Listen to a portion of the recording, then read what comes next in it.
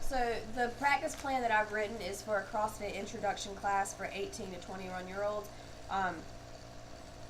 So before we start, this class is an hour long. So before we start, for about 5 minutes, we're going to spend time getting to introduce ourselves, get to know one another, make sure that all of the clients know who I am, so that's one way I'm going to connect with them, just to make sure that they have a personal connection with me. And then once we've introduced ourselves and everybody knows everyone else's name, we're going to start the warm-up, which will be about 5 minutes long. You're going to do 2 minutes on a bike and then 2 minutes on a rower. This warm-up is really, really simple, but it's a great opportunity for the clients to get used to using the cardio equipment. So that's why I've chosen to do this type of warm-up, just so that the clients are able to get a feel for the equipment while they're also warming up. So I'm trying to kill 2 birds with 1 stone. And then we'll have a short intermission, and we'll start the instruction with body weight movements. And we're going to go over air squats, lunges, push-ups, pull-ups, sit-ups, plank holds, and burpees. And then after this is done, we're going to go into an introduction WOD. So it'll be super simple, a 10-minute AMRAP, which stands for as many rounds as possible, 10 air squats, 5 burpees, 10 push-ups, 5 burpees, 10 sit-ups, 5 burpees. And then after that, we'll do a cool down, which again, we're going to get on either the bike or rower you'll choose, and you'll use that cardio equipment for about 5 minutes, but you're going to make sure that you're going slow enough that you can hold a conversation while you're doing it. And then lastly, we're going to do a little bit more instruction with mobility, and we're going to go over the pike sit, ankle stretch, bound ankle, arm over chest, and then the arm over head stretch. So, like I said earlier, I want to make sure that this is an engaging class. So I want to make sure that I connect with all of the clients by getting to know them, knowing their names, taking time to just critique them. Excuse me, critique them individually. I'm going to focus their visual attention on me by allowing, I'm sorry about my voice, by allowing them to stand at an angle that they're comfortable with, so they can see see me the way they feel is most productive for them. After all of the demonstrations during the instruction, I'm going to ask each person to complete several repetitions so that I know that they're doing it correctly, and this is also going to give me another opportunity to connect with them by giving them one-on-one advice that way. At this point, since it's an introduction class, there shouldn't be any plateaus, but after initial demonstrations, we're going to integrate the new skills that they just learned into a WOD, so that's going to help them prevent plateaus that way. To accommodate all of the learning styles, I'm going to give visual instructions, and I'm going to provide graphics such as posters. Also, a lot of the time, excuse me, I'm sorry. I'm also going to provide music during the WOD, so that for me, it helps me to have music during the WOD a lot of the time, because I can keep my movement with the rhythm. That just helps me pace myself. So the air squat is the most basic movement to master in CrossFit, because it's the basis for all Olympic lifts and many CrossFit specific movements, such as a thruster or a wall ball. So that's why I want to make sure we go over movements such as the air squat, so that we can make sure we master that before we start loading the spine. There is very little cost-benefit trade-off, because these are introduction or basic movements in an introduction class. There really is no negative to trying this or to doing this practice, and these are very scaled, so you're getting what you get out of it. An analogy that I like to use, whenever we're going to be teaching the squat or the air squat, I want to make sure that I help them get their hips into the correct position by asking them. This is it's a weird one that you have to be careful with who you use it around, but one of the analogies that I use whenever I squat personally, I squeeze my butt cheeks like I'm holding a piece of paper between them. So that's an analogy that I might use. And just to keep the room motivated, we're going to have music during the WOD. We'll have there's a motivational quote on the practice plan at the top. Also, I think it's important to maintain a positive energy in a room whenever you're training. I know that if it's dull, my training sessions aren't going to be great, so I want to make sure that we keep the energy high. It's important that the learners understand what their bodies are doing instead of manipulating an object. Right now, we're not focusing on what we're doing to the object, we're focusing on how our bodies are moving. So,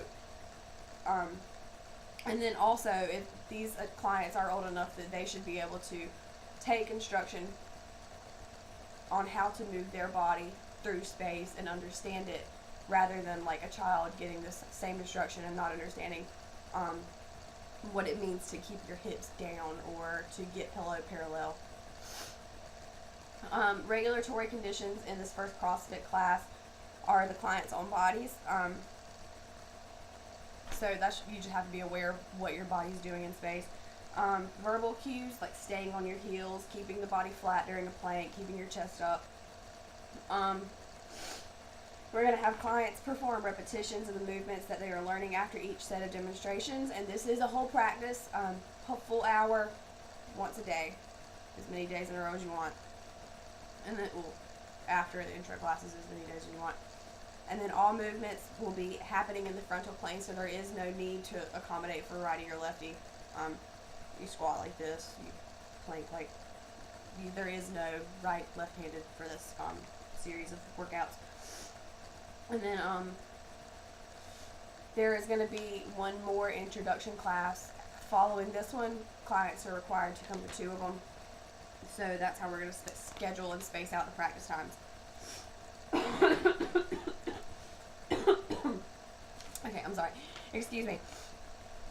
The practice will be broken up into 10 to 15 minutes segments. Ideally, we don't go over 20-minute segments for any of this because it is a 1-hour class. So we're kind of limited on time, but the information we're going over isn't extremely hard to understand, and these workouts aren't very taxing, so hopefully it wouldn't take any longer than that to do that.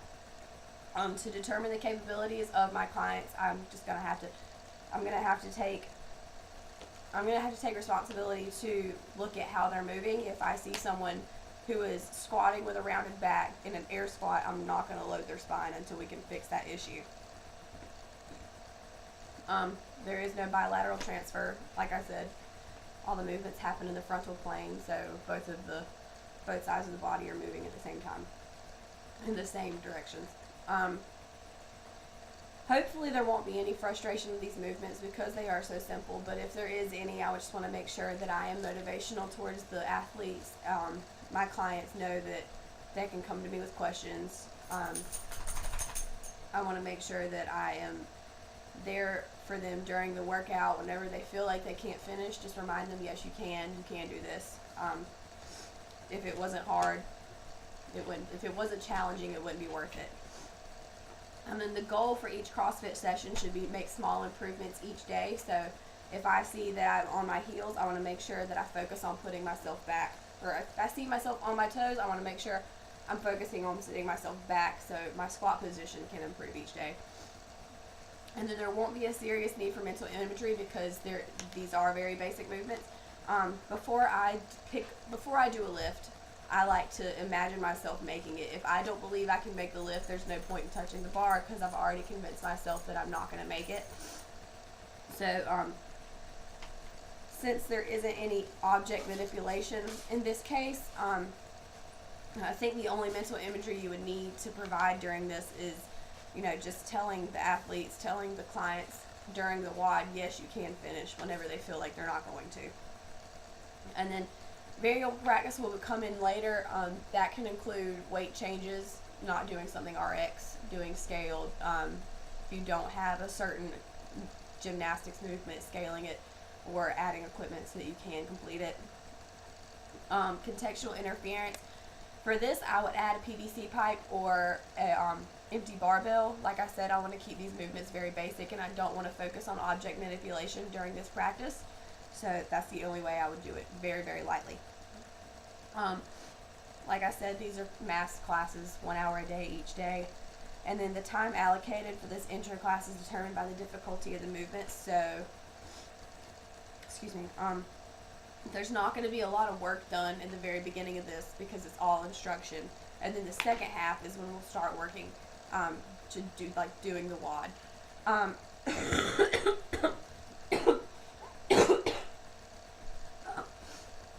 Excuse me.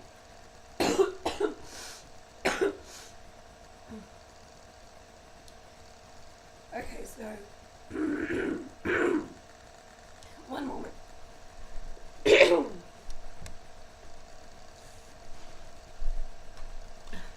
Sorry about that. And then the work to rest ratio is going to be very simple. It's a CrossFit class. I'm not going to program rest during the WOD because it's supposed to be constantly moving at a relatively high pace or relatively high intensity. So I'm going to give the clients the responsibility of knowing which pace they should use to complete the WOD. It's only 10 minutes, so hopefully it won't be too challenging for them. That's why I wanted to do a short 10-minute, very, very simple intro WOD, just so that the clients can get their feet wet and learn how CrossFit works. So that's the practice I'm doing. Should go well.